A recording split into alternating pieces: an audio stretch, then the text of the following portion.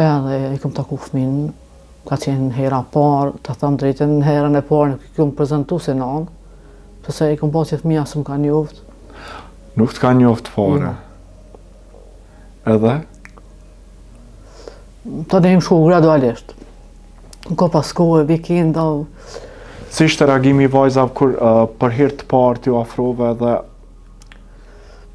Ashtu, ai të thëmë drejtën ashtë ai takimi me nanën. Mirë po...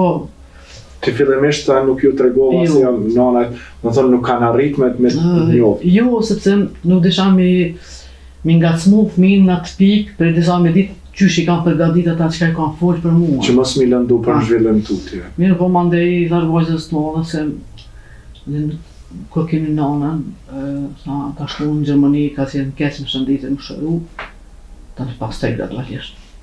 A dhe sa takime e këtë të gëma. Po si ka qenë reagimi i tyne? Nuk e di. Nështë ta mosha, ka po të vetën pa kanë qenë tërhjekta, pak të heshë. Për shkak se është largu një nani moshë shumë të vegjël kur kanë qenë edhe pastaj kur ju kesh paq ka qenë shumë absurde, shumë e papritën kjo. Mirë po të thënë drejtën, e ka pasat forcën shpirtërore, kom punu shumë mirë me vajzat. Gradualisht, që ka mungu për shembull kontakti i familjes, i kom marrë vikenda, kom punu ato, që nuk kom pas probleme shëndetësore, mirë po atë e keni babën, e keni familjen e juve. Edhe ata faleminderit nuk i kanë folë diçka vajzat, se s'kena pas në arsye diçka. Thjesht nuk ka jetë. Po, e mirë po, vajzat kanë bo lëvizje, i ku marrë pushime, i ku marrë vikenda, tash vinë në shtarin me javë dhe me mujtë të tëra, kështu që pa të lashe. Do të thotë, vajzat janë rritë me një familje, do të janë rritë snosha me dy prem. Nuk e kom dashur me lanë fëmijën me pas mungesën, minimum mungesën ose të nanës së babës. Edhe anena kanë pas kujdesin e shtumë, edhe ne mënon në maksimum këtë punë, këtë jetën në rrugtimin edhe sakrificën e ku bëhë për të dhe pra bëj për të. Mria, pavarësisht që kanë kaluar shumë vite, ndarja juaj, divorci juaj ka qenë një divorc shumë pacor. Do të thënë ka përfundu aty, po vajzat nuk kanë pas mungesë të babës apo të nanës. Do të thënë ju vazhdimisht vajzat kanë ardhur te ju edhe te babai i saj, kështu që si keni arrit këtë komunikim aq pacor që ta keni tash sa vite? Po nësë s'kena pas kurorëzim, do të se me vonë lidhën atësore me kurorë, sepse atër kanë qenë masat u kërkeshen para ramatim, që allo t'jone, edhe s'kena mujtë. Kena qenë moshë e rejtë, të thamë drejtë, ku qenë 20 vjeqare, nështë 21 vjeqar, kur edhe nështë jem do se s'kem pas nëjë farë probleme që në shku, do të thonë shumë apo diqka, s'kena kujtu të njënë që të diqka të keqe, edhe ka qenë një njëri që i edukum që ka punu me vajzat, edhe në s'kena dorë që fëmijat morit me atë frymen, nështë atë për ne me urrejtje. Zëjnë ma dhrullë ndaj neve si qëtë që fëmijat, aja me kalu të fëmija. Sot forëzut të fëmija kanë bashkëpunimin e mirë dhe me familjen e ngushtë dhe rrethin e gjanë, familjarët dhe baba dhe ato, në të kështu që absolut, do të thotë veç të në dy që e nda për ndryshe fëmija së të këna dhonë kur asë një herë hapsin ma të voglen me më shkput lidhje familjare ose rrejt ose një herë. Pavarësisht që tani jeni një gjyshe dhe dukesh shumë mirë, ndoshta edhe puna dhe aktivitetet tua të vazhdueshme e bëjnë këtë. Na flisni pak a shumë për punën, për karrierën? Po, me herën fillova kur era në Vështre, fillova kuptuat, po flasë basi përfundoj luftat. Fillova të kërkoj punë, fati unë pranova në qerdhen i përfoleja në Vështre, në kupshën e fëmijëve. Edhe pas 21 vite punë, kam kaluar në bibliotekën e qytetit, ka prej vitit në kalum, dikom fund qarshorit, vitit kalum, jam në bibliotekën e qytetit. Sa vite aktualisht keni punu në qerdhen foleja? 21 vite.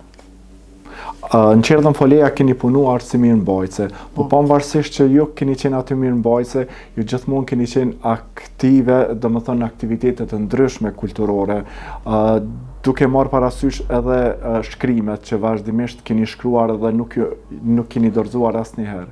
Po. Sa ishte vështirë të njëjtën kohë të punosh në Qerdhën Foleja dhe të njëjtën kohë të merresh me shkrime?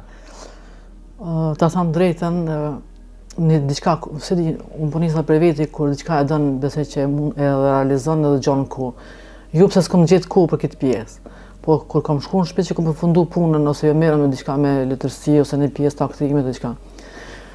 Kam kërku prap me një kohë që më ka duqë edhe që e kohë më ka tepru që ka muna me shtin qatë pjesë të kohës, me qenë se treguan jam nonë dhe jam gjyshe dhe faktikisht të ne merrem me punë familjare, punë të shtëpisë, pa i lanë onërsa se njëherë.